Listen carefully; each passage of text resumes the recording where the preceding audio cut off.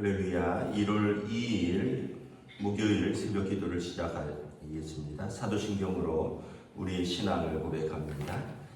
나는 전능하신 아버지 하나님 천지의 창조주를 믿습니다. 나는 그의 유일하신 아들 우리 주 예수 그리스도를 믿습니다. 그는 성령으로 잉태되어 동정녀 마리아에게서 나시고 본디오 빌라도에게 고난을 받아 십자가에 못 박혀 죽으시고 장사된 지 사흘 만에 죽은 자 가운데서 다시 살아나셨으며 하늘에 오르시어 전능하신 아버지 하나님 우편에 앉아 계시다가 거기로부터 살아있는 자와 죽은 자를 심판하러 오십니다. 나는 성령을 믿으며 거룩한 공교회와 성도의 교제와 죄를 용서받는 것과 몸의 부활과 영생을 믿습니다. 아멘. 찬송가 84장 찬양하시겠습니다. 찬송가 84장입니다.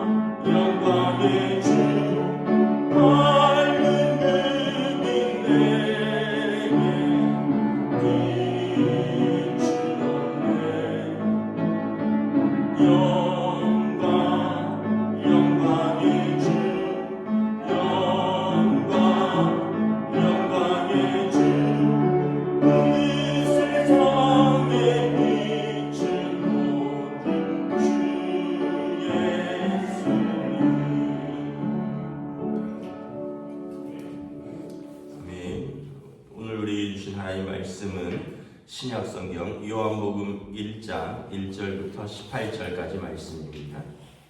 신약성경 요한복음 1장 1절부터 18절까지 말씀입니다. 신약성경 141페이지입니다. 요한복음 1장 1절부터 18절까지 말씀입니다. 다 찾으신 줄 알고 저와 여러분들이 한 절씩 교도하도록 하겠습니다. 요한복음 1장 1절부터 18절입니다. 태초에 말씀이 계시니라. 이 말씀이 하나님과 함께 계셨으니 이 말씀은 곧 하나님이시니라. 그가 태초에 하나님과 함께 계셨고 만물이 그로 말미암아 지은 바 되었으니 지은 것이 하나도 그가 없이는 된 것이 없느니라. 그 안에 생명이 있었으니 이 생명은 사람들의 빛이라.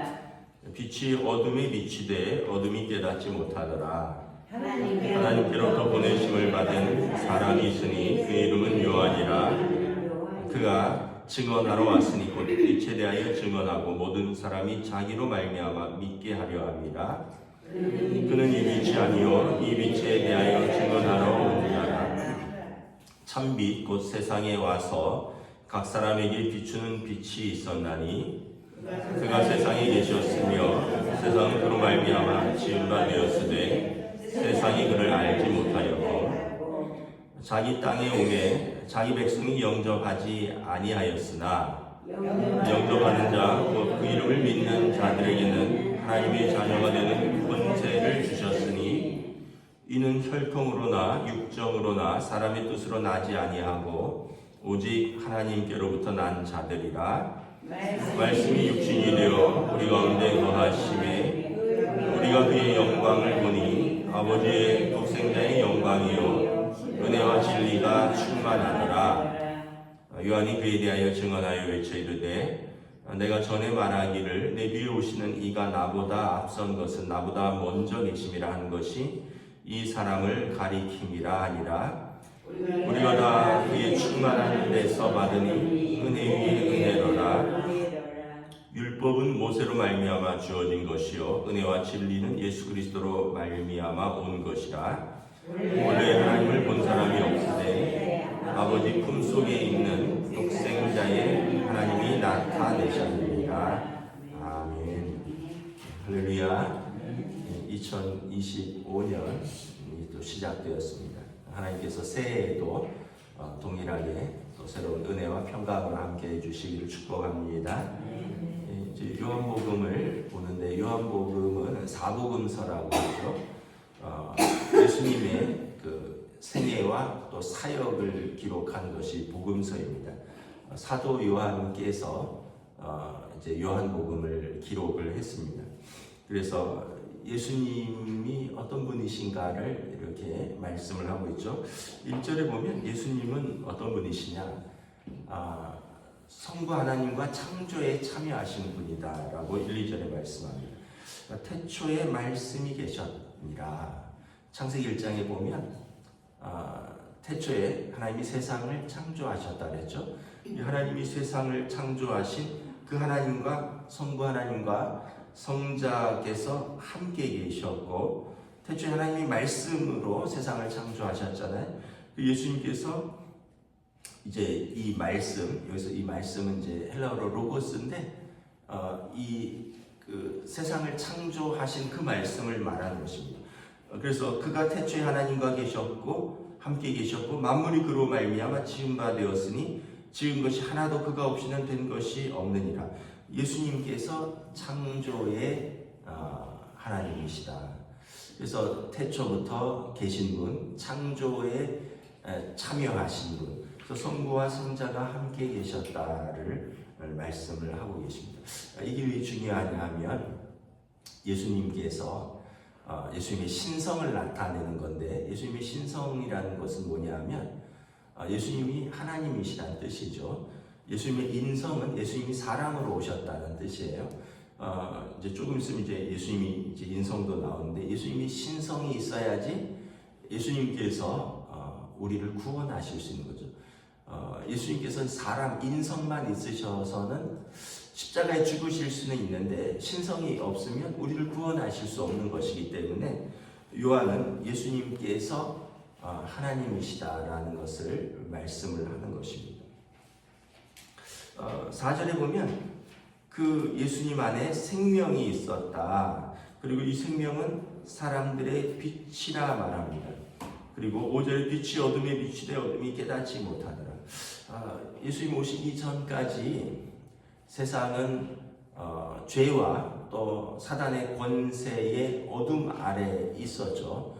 물론 처음부터 그랬던 건 아닙니다. 예수님 하나님께서 세상을 창조하실 때는 빛 가운데 세상을 창조하셨죠. 빛이 있으라 말씀을 하셨고 빛 가운데 모든 그 존재들에게 생명을 불어 넣으셨는데 우리가 죄 가운데 죄를 지으면서 그 안에 어둠이 생기기 시작했습니다. 죄를 지으니까 하나님과의 관계가 단절되고 사람과의 관계가 단절되고 그리고 또 우리가 하나님의 낯을 피하게 되고 결국 에덴에서 쫓겨난 거죠. 그리고 죄의 삭은 사망이라고 했습니다. 여러분 관계들이 왜 깨지느냐? 죄 때문에 그랬습니다. 우리의 죄 때문에. 누가 나빠서, 저 사람이 나빠서, 나는 선한데 저 사람이 나빠서 그게 아니라 우리가 다 죄인이라서 그래요. 하나님과의 관계가 깨어지고 사람과의 관계가 깨어지고 깨어진 관계 속으로 빛 대신 하나님의 성품이 아니라 어둠이 들어가고 그래서 죄의 삭은 사망이라는 거예요. 그런데 예수님이 오셔서 다시 처음에 생명을 우리에게 불어넣어 주시는 것입니다. 그리고 예수님이 오셔서 다시 빛을 비추시는 것입니다. 빛을 비춤에 어둠이 물러가고 생명이 들어오는데 문제는 세상이 이 빛을 깨닫지 못하고 받아들이려 하지 않는다는 것이죠. 그래서 이 빛 대신 예수님, 생명 대신 예수님을 전하러 먼저 온 사람이 있습니다. 6절에 보면 그의 이름은 요한이라. 요한복음의 저자 요한이 아니라 세례 요한을 말하는 거죠. 예수님보다 6개월 먼저 온 선지자죠. 말라기서에 보면 예수님보다 먼저 와서 그 길을 예비할 사람, 아버지의 마음을 그 아들에게 전하여 다시 돌아오게 할 사람인데 이 요한인데 이 요한은 사람들이 처음에는 요한이 그 메시아인 줄 알았습니다. 그래서 당신이 메시아입니까? 사람들이 요한에게 계속 물어보죠. 왜냐하면 요한이 죄에 대해서 선포하고 요한이 하나님 나라에 대해서 선포했기 때문에 사람들은 요한이 메시아이신가 물어봤는데 요한은 어떤 사람이냐? 7절에 보면 그는 빛이 아니라는 거예요. 그는 빛에 대해서 증언하러 온 사람이다. 그러니까 사도 요한이 세례 요한에 대해서도 말을 하는 겁니다. 예수님에 대해서뿐만 아니라 사람들이 그 당시 예수님부터 6개월 먼저 와서 저가 혹시 메시아인가? 뒤에 오신 예수님 저가 혹시 메시아인가? 막 혼돈 가운데 있는데 앞에 온 요한은 이 예수님에 대해서 빛에 대해서 증언하러 온 자다라는 것입니다. 그리고 예수님은 참 빛이시고 그분이 세상에 와서 우리 모든 사람에게 빛을 비추셨다. 그래서 그가 세상에 계셨음에 그로 말미암아 세상이 지은 바 되었는데 우리의 영의 눈이 열리지 않아서 빛으로 오신 예수님, 그 창조의 예수님을 알아보지 못하는 거죠. 11절에 보면 자기 땅에 왔는데 자기 백성이 영접하지 아니하였다라는 것입니다. 그러나 12절에 영접하는 자, 곧 그 이름을 믿는 자들에게는 하나님의 자녀가 되는 권세를 주셨다.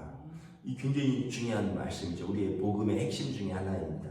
이 하나님의 자녀는 어떤 사람이 되냐? 빛으로 오시고 생명으로 오신 창조주 예수님을 영접하는 자다.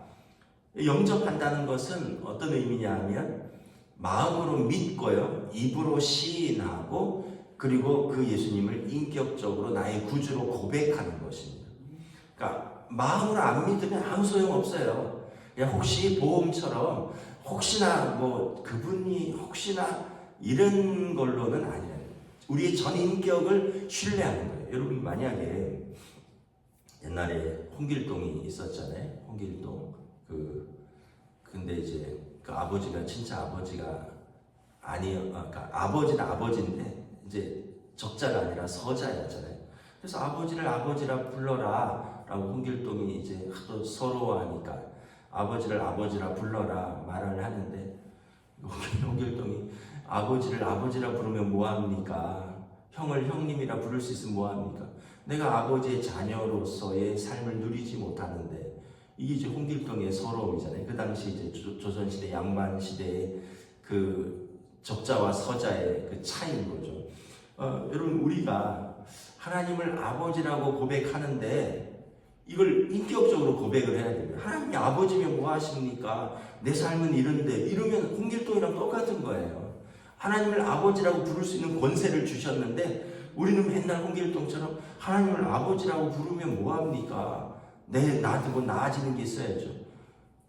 아니 하나님의 자녀가 되는 권세를 주셨다니까요. 그래서 영접한다는 것은 이것을 의미하는 거예요. 내가 마음으로 진짜 믿고 입으로 시인하고 그리고 그 아버지의 자녀로서 누리는 삶을 말하는 것입니다. 13절에 보면 하나님의 자녀가 되는 것은 혈통으로 되는 것도 아니고 육정으로 되는 것도 아니고 사람의 뜻으로 나는 것도 아니고 오직 하나님께로부터 난 자들이라. 옛날에는 아브라함의 자손만 하나님의 자녀가 된다고 생각을 했습니다. 유대인들이죠. 할례 받은 아브라함의 자손만. 그런데 예수님이 오셔서 그런 혈통, 육신의 뜻, 사람의 뜻으로 되지 않고 오직 예수 그리스도를 하나님의 아들로 우리에게 오신 그리스도로 영접한 그 사람만 하나님께서 하나님의 자녀로 인정해 주신다는 거예요. 그래서 여러분, 하나님의 자녀는 하나님께서 인정하시는 사람들입니다. 14절에 예수님이 이제 그 1절에 하나님과 태초에 세상을 창조하신 그 말씀이 육신을 입고 우리 가운데 오셨습니다. 그래서 우리가 그의 영광을 보니 아버지의 독생자의 영광이요 은혜와 진리가 충만하더라. 이제 예수님의 인성을 말하는 거예요. 예수님을 보니까 저분이 하나님의 아들이시구나. 사람들이 그분의 은혜와 또 그분의 진리와 그분에게 충만한 영광을 보면서 저분이 하나님의 아들이시구나 라는 것을 느낀다는 거죠. 누구도 하나님을 본 사람이 없으되 아들을 본 사람은 아버지를 보았느니라 예수님께서 말씀하셨죠. 여러분, 우리 그런 경우 있잖아요. 어떤 자녀를 보니까 저 사람은 아버지가 누구겠구나. 아버지랑 너무 닮은 거예요. 마치 우리 교회 고노이 청년을 보면 우리 권장로님이 생각나듯이 사람들이 예수님을 보니까 그분의 하시는 말씀, 그분의 하시는 사역, 그분의 하시는 가르침, 그분의 모든 인격과 성품과 그분의 사역 가운데서 저분이 하나님의 아들이시구나. 저분에게 은혜와 진리와 저분에게 사랑과 영광이 충만한 것을 보게 되었다라는 것입니다. 실제로 예수님께 나아가니까 귀신이 떨며 쫓겨났고, 실제로 예수님께 나아가니까 병든 자가 깨끗해졌고, 실제로 예수님께 나아갔더니 여러분, 그 죄인들이 또는 돈만 알았던 삭개오 같은 사람들이 예수님께 자신의 죄를 고백하고 하나님 나라를 위해서, 또 니고데모처럼 높은 지위에 있다고 생각되는 사람들이 영생을 물어보고, 여러분, 예수님께 나아간 사람들이 그가 하나님 나라에 대해서 배우는 것입니다. 15절에 요한이 세례 요한을 말하는 거죠. 예수님에 대해서 증언합니다. 내가 전에 말하기를 내 뒤에 오시는 이가 나보다 앞선 것은 나보다 먼저 계심이라는 것이 이 사람을 가리킴이라 하니라. 그래서 세례 요한은 처음에 자기가 와서 회개하라 하나님 나라가 가까이 왔느니라 라고 선포할 때 사람들은 당신이 메시아인가 했는데 예수님께서 오시고 나서부터 세례 요한은 바로 이분이시다. 그분이 내 뒤에 오셨지만 나보다 앞서는 분이시다. 그분이 메시아이다. 그가 그분에게서 은혜가 충만하며 율법은 모세로 말미암았지만 은혜와 진리는 예수 그리스도로부터 말미암은 것이라. 법은 여러분 죄를 가리는 것입니다. 무슨 죄를 졌느냐는 다 법으로 따지는 거예요. 그런데 은혜는 예수님으로부터 온 것입니다. 은혜가 뭐예요? 사랑스럽고 예뻐서 거저 베푸는 호의입니다. 하나님께서 법으로 따지면 저나 여러분이나 모르겠습니다. 여러분은 모르겠는데 저는 지옥 갈 것이 분명합니다. 법으로 따지면. 그런데 은혜는 부족하지만 연약하지만 죄가 있지만 예수님을 그리스도로 영접하고 우리가 그 하나님의 자녀로서 살고자 또 분투하는 그 모습을 보면서 로마서에 보면 전에 지은 죄를 간과하시고 넘어가시고 예수 그리스도의 십자가의 속량으로 우리를 값없이 의롭다 하시는 것입니다. 그래서 은혜는 예수 그리스도로부터 오는 것이다. 본래 하나님을 본 사람이 없으되 아버지 품속에 있는 독생자의 하나님이 나타나셨느니라. 예수님이 나타나셔서 예수님을 본 사람은 하나님을 본 사람이라. 예수님의 말씀은 곧 하나님의 말씀이요 예수님을 믿는 것은 예수님을 보내신 곧 하나님을 믿는 것이다. 이게 당시 유대인들에게는 파격인 것이죠. 어떻게 사람이 메시아가 될 수 있느냐라는 것입니다. 말씀을 마치겠습니다. 새해에 사실 바뀐 건 없다 그랬습니다. 달력만 바뀌었고요. 저나 여러분이나 다 그 자리에 있고 우리 주변의 사람도 그 자리에 있고 우리 주변의 일터나 우리 주변의 환경도 다 그 자리에 있는데 우리가 더욱더 주님의 더 좋은 제자가 되어서 주님 앞에 한 걸음 더 나아가는 복된 믿음의 우리들의 삶이 되시기를 예수님의 이름으로 축복합니다. 기도하겠습니다. 하나님 은혜를 감사합니다. 하나님께서 이 어두운 세상에 창조의 하나님께서 말씀으로 세상을 창조하신 그 하나님이 빛 가운데로 우리 가운데로 오셨습니다. 그리고 이 어두운 세상에 빛을 비추시고 죄 가운데 사망 선고를 받은 우리들에게 생명을 허락하여 주셨습니다. 말씀이 육신이 되어 우리 가운데 오셨고 아버지의 독생자의 영광이요 은혜와 진리가 충만하신 예수님께서 오셔서 그를 영접하는 자에게 하나님의 자녀가 되는 권세를 주셨습니다. 우리가 예수님으로 말미암아 죄로부터 속량을 받고 하나님의 자녀가 되는 은혜를 입었으니 이 새해에도 더욱더 이 은혜의 삶, 또 이 믿음의 삶을 우리가 기쁘게 또 감사하게 그리고 담대하게 주의 이름으로 살아가는 하나님의 자녀들로 인도하여 주시옵소서.